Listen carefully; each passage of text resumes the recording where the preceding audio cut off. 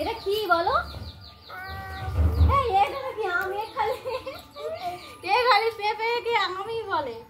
Hello বন্ধুরা, good evening. এখন বাজে সন্ধ্যা কটা হবে? 7টা। তো আজ এখান থেকেই ব্লগটা শুরু করছি। সারাদিন কোনো শ্যুট করা হয়নি, তার কারণ মানে একটু ফোনের প্রবলেম হচ্ছিল, ওই জন্য গ্যালারি ফুল হয়ে গেছিলো বা কিছু প্রবলেমের জন্য হচ্ছিল না। তো এখন আমরা চলে এসেছি বাড়িতে, আর বাড়িতে এখনও পৌঁছোয়নি। ট্রেন থেকে সবে নেমেছি আর স্টেশনে বসেছিল খুব সুন্দর টাটকা একদম তাজা সবজি, দেখেই বুঝতে পারছেন একদম কত সুন্দর কালার সবজিগুলো। তো ওখান থেকে কিছু সবজি ওই যে আমার হাজব্যান্ড বেছে নিচ্ছে। সবজি নিয়ে তারপরে শাশুড়িমার জন্য কিছু খাবার নিয়েছি, টুকটাক নিয়ে চলে এসেছি বাড়িতে। আর এই যে ছেলে দেখুন, ছেলে এসে এই দুষ্টুমি শুরু করে দিয়েছে, এদিক ওদিক দৌড়াদৌড়ি করছে। আর ঘরটাকে দেখে কি মনে হচ্ছে, কতদিন ছিলাম না, কেমন একটা ফাঁকা ফাঁকা কেমন লাগছে, না থাকলে যেটা হয়। তো রুমটা একটু ঘুরিয়ে দেখিয়ে নিলাম, ধুলো নোংরা হয়ে আছে, একটু ঝাড় দিয়ে পরিষ্কার করে নেব এখন। আর এদিকে খিদে পেয়ে গেছিলো, ওই জন্য শাশুড়ি মা মানে হাজব্যান্ড বললো একটু ওই যে নিয়ে এসেছিলাম একটু মূলো, তারপরে শসা, টমেটো, এইসব কাঁচা লঙ্কা এইসব দিয়ে একটু মুড়ি মাখিয়ে দিচ্ছে, ওই যে মুড়ি। আর আমি বসিয়েছি একটু চা, আদা দিয়ে চা বানিয়ে নেব, মুড়ি আর চা খাবো এখন। ওই বিস্কুট লাঠি ফাটি মুড়িটা মাখিয়ে দিলে খাবার। হাজব্যান্ড আর ছেলে একটু বেরিয়েছে বাইরে, রাস্তা থেকেই বেরিয়েছে, একটু চলে আসবে, এসে খাবে। আর এই যে খাবার এনেছি শাশুড়ি মার জন্য। সত্যি কথা বলতে এই প্রজাপতি বিস্কুটটা না আমার খুব পছন্দ, তাই ওটাই নিয়েছি। এইগুলো আমি যদিও বেছে নিয়েছি। আর এখানে এই যে চা মুড়িটা একদম রেডি করে নিয়েছি। এখন আপাতত খিদে পেয়েছে, এটা খাবো, তারপরে রান্না করব। তো বন্ধুরা এখন বাজে সকাল 7টা, উঠে পড়েছি। চলুন আমাদের বাড়িটা আপনাদেরকে আগে ঘুরিয়ে দেখাই। অনেকদিন পরে আবার আসলাম, প্রায় 1.5 মাস পরে।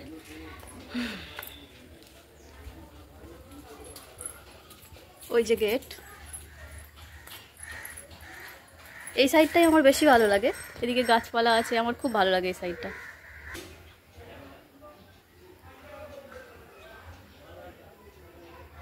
এই সাইডটাই বেশি ভালো লাগে, এই যে গাছপালা আছে ঘরের মধ্যে না, আমার খুব ভালো লাগে।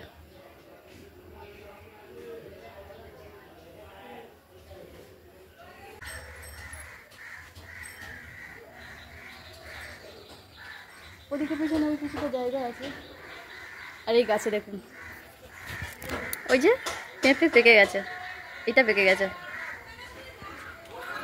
মানে নরম হয়ে গেছে মনে হয়, অনেকটা পেকে গেছে। এই সাইডটাই বেশি ভালো লাগে আমার। ওই ঠাকুর ঘর, তুলসী মঞ্চ,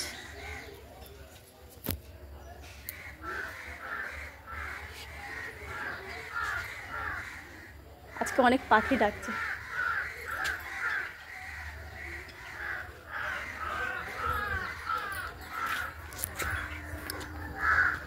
একটু আগে জানার ভাসু কোথায় বেরিয়ে গেল পিছনে সেজে গুছে। তো পাড়া প্রতিবেশীদের মতো মানে কথা বলে না, পাড়া প্রতিবেশীরা তাও কথা বলে। যাই হোক, চলুন দেখলেন মানে ঘরটা পরিষ্কার করবো আজকে ভালো করে। শাশুড়ি মা এখন গেছে মাছ আনতে, উনি উঠেছে অনেকটা সকালে।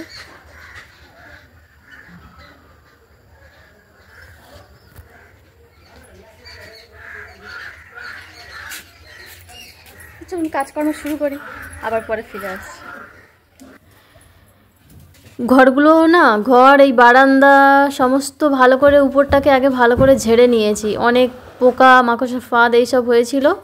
তারপরে নিচটা এই যে ভালো করে ঝাড় দিয়ে পরিষ্কার করে নিচ্ছি, মানে প্রত্যেকটা কোণা কোণা জায়গায়।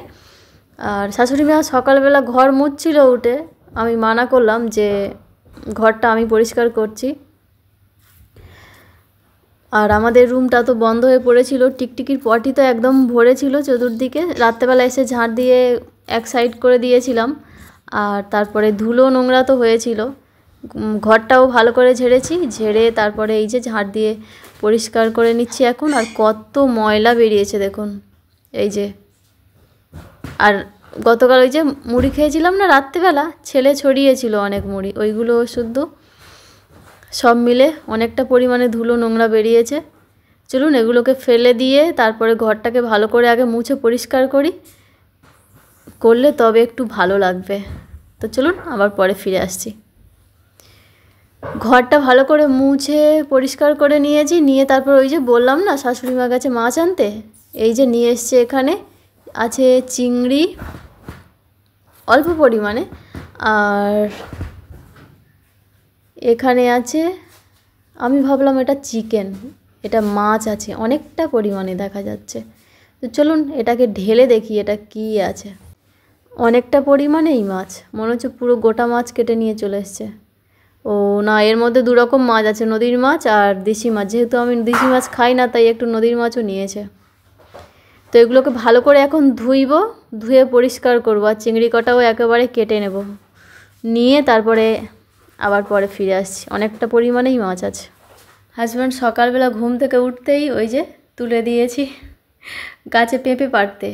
ওই যে পেঁপেটা সকাল দেখিয়েছিলাম না পেকে গেছে, তো ওটাকে পাড়ার জন্য তুলে দিয়েছি। ওটা লাঠি দিয়ে যদি গুঁতো দিয়ে পাড়া যায় তাহলে নিচে পেড়ে ওটা নষ্ট হয়ে যাবে, নরম হয়ে গেছে যতদূর সম্ভব মনে হচ্ছে তাই। কিন্তু অনেকটা উঁচু টুল দেখতেই পাচ্ছেন, কিন্তু ওখানে উঠেও হাত পাচ্ছে না, ওটা আরও উঁচু করতে হবে। তাই ভাবছি এখানে অনেকগুলো ইট আছে নিচে,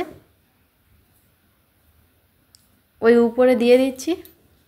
আমি ভেবেছিলাম যে নিচে দেব, দিয়ে তার উপরে টুলটা তুলে দিলে মানে ওর উপরে উঠতে পারবে। বললো যে না উপরে দুটো ইট দিয়ে দাও, তো ওই দিয়ে দিলাম। এবারে দেখা যাক, হাত পেয়ে গেছে, তাও অনেকটা কষ্টে, পড়ে যাওয়ার ভয় লাগছে। যাই হোক পাড়া হয়ে গেছে, আটা পড়ছে, তাড়াতাড়ি এটাকে ধরে নিই। তো আপনাদেরকে দেখাচ্ছি, দাঁড়ান কত বড় ওটা নেমে এসছে। এটা কি বলো তো, এটা কি বলো, এটা কি বলবে তো,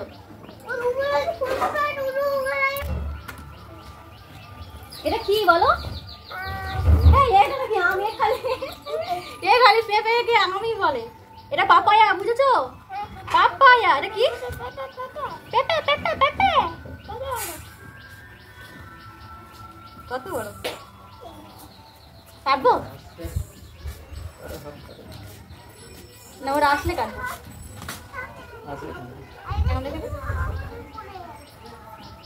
ব্রাশটা করে নে, 2 কেজি হয়ে যাবে না?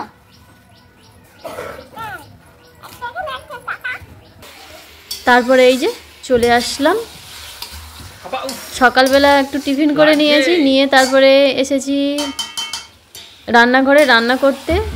মানে রান্না করতে বলতে এখানে আমি বানাচ্ছি চিকেন, আমার এর আগে বানানো হয়ে গেছে। ওই যে মাছ ধুইলাম না, মাছের ঝাল বানিয়েছে শাশুড়ি মা।